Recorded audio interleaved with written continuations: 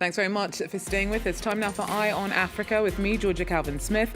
Tonight, dozens of political, civilian and rights groups call on Mali's ruling military junta to arrange democratic elections as soon as possible.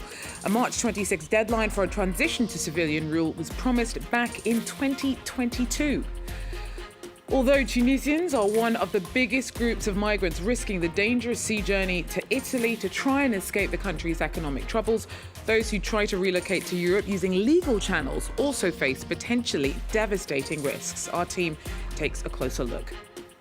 And Kenyans parry any criticism of fencing as dedicated practitioners there say that though it's not for the faint of heart, they go into the sport with open eyes and that it helps them stay on point with many aspects of their lives.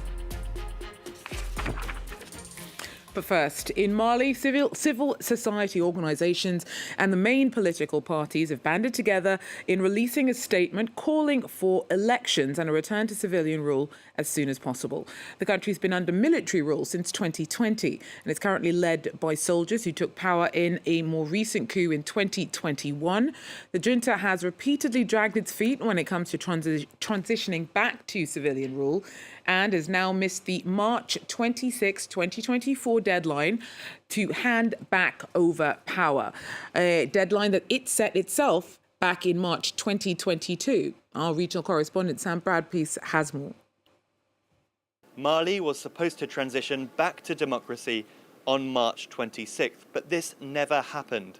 Successive military juntas have promised to hold elections before then postponing them.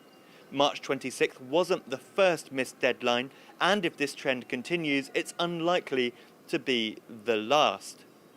It's hardly surprising that according to a recent independent survey, more than 70% of Malians said they didn't expect elections to be held at any point in 2024. But this hasn't stopped the country's main opposition coalition, as well as a raft of civil society organisations, from issuing a statement on Sunday in which they called for a return to the normal constitutional order as soon as possible. In the meantime, the country remains racked by political insecurity, with whole swathes of the north in particular still under the control of militant groups and hundreds of thousands of people displaced. With journalism tightly restricted and the UN peacekeeping mission forced out of the country, it's very difficult to monitor and understand the current human rights situation in Mali. Now, after weeks of uncertainty since the president, Felix Tshisekedi, was inaugurated for a second term back in January, and DR Congo finally has a new prime minister. Planning Minister Judith Suminwa will take over. The Economist will be the first woman to hold the post in DR Congo. Our correspondent brings us more from Kinshasa. The Congolese presidency announced a new prime minister on Monday evening, finally installing a government leader after Congo's president Felix Tshisekedi was inaugurated for his second term in January. Judith Suminwa is due to lead the new government, and she becomes the first woman to ever hold the post of prime minister in the Democratic Republic of Congo. Suminwa was a minister in the previous government, which was led by Sama Lukonde. She also previously worked in banking and with the United Nations Development Programme. Her appointment marks an important step forward for women in the Democratic Republic of Congo, who have long been underrepresented at the highest levels of both business and politics. Suminwa is due to form a new government in the coming weeks, and it's going to have its work cut out for it. Not only is there a conflict raging in the east with M23 rebels who are backed by Rwanda, but Congo also has to contend with weak institutions, rampant corruption, inflation, and a lack of jobs. Speaking to the press on Monday, Suminwa said the challenges are immense, but that with everyone's support, the government will succeed. Emmett Livingston there for us in Kinshasa. Now, Somalia's semi-autonomous region of Puntland says that it will operate independently of the federal government because of the government's moves towards a one-person, one-vote system. Parliament adopted key amendments to the transitional constitution over the weekend in line with a promise made by President Hassan Sheikh Mohammed last year to end the opaque clan-based voting system with universal suffrage. But Puntland said that the changes are illegal and it's pulled its recognition for federal institutions. Bastien Renouy talks us through.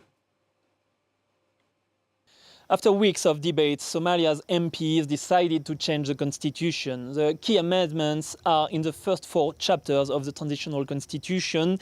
They include freedom of expression, women's representation. They even change the electoral system. The next presidential election in Somalia should be on a one-person, one-vote basis, which wasn't the case till now, mainly for security reasons, because the terrorist organization Al-Shabaab is still targeting the federal government. In a joint statement, the international community, which includes African Union, the United States, the United Kingdom, said that they acknowledged the intention of the federal government to make progress in finalizing its constitution. But not everyone is happy with these changes, mainly in Somalia, in Puntland region.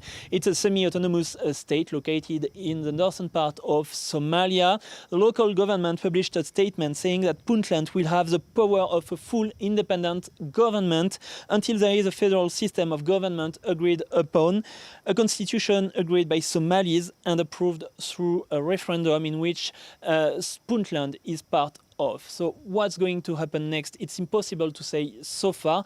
The president of the federal government, Hassan Sheikh Mohammed, is yet to comment this situation. Unemployment has been rising in Tunisia, and the struggle to find work is particularly pronounced amongst the young. Around 41% of people under 24 don't have a job. The struggle is partly why so many Tunisians try to migrate to Europe, hoping to earn a living and build a life for themselves. Thousands do so without the proper paperwork. In 2023, Tunisians made up the second largest group arriving in Italy by boat. But some do try to migrate formally. But that too is fraught with risks, as our team reports. 20-year-old Amr knows dozens of young people from his neighborhood who have crossed the sea at night to reach Europe's coasts. But this hairstylist from the city of Sousse tried to emigrate formally with a visa and a work contract.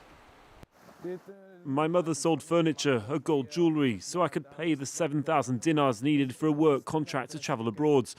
The agency took the money, and then I never heard from them for over 7 months. Nothing. The agency that he trusted disappeared. Amr lost all his money and could not file a lawsuit because he had no proof of the transaction. I'd like to say to young people who want to leave, be careful. Don't automatically believe agencies who say that everything's possible. There are many cases like Amr's.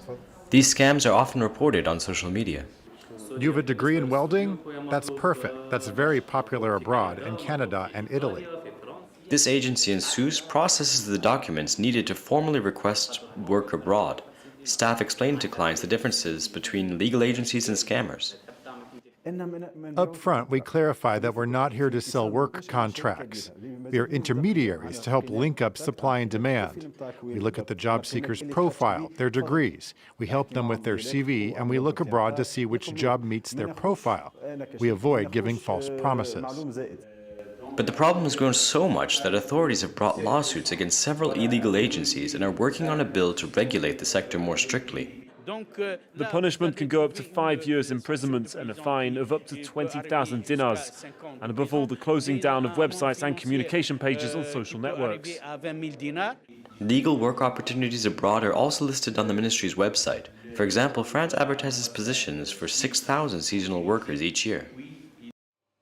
Now, it's been said that those who live by the sword die by the sword. But some teenagers in Kenya are proving that old adage to be quite wrong. Fans there say that the sport has instead helped them develop discipline, dedication, and community. And fencing is increasingly being thrust into the limelight as a new generation of Kenyans advance, as Kami Nedlik tells us. Fighting for a better life, one parry at a time. Kenya's national fencing coach says the sport transformed him from a budding criminal to a top athlete. I used to be a gangster. I was in crime, and crime makes you feel isolated. It actually puts you in a place where you're isolated, making you feel depressed, having stress. And I chose fencing for a way for me to escape out of the hood and escape that lifestyle. The younger fencers also credit the sport for inspiring them to make better life choices. I can't imagine myself without this sport because it has kept me very busy.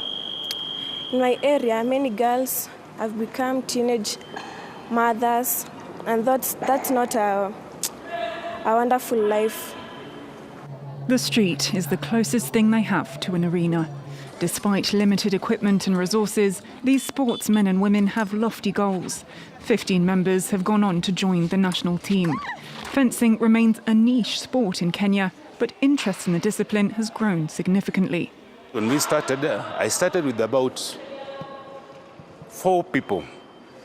And now when I'm seeing I'm having good fences. I'm having about 45. And the schools now, they have started taking it.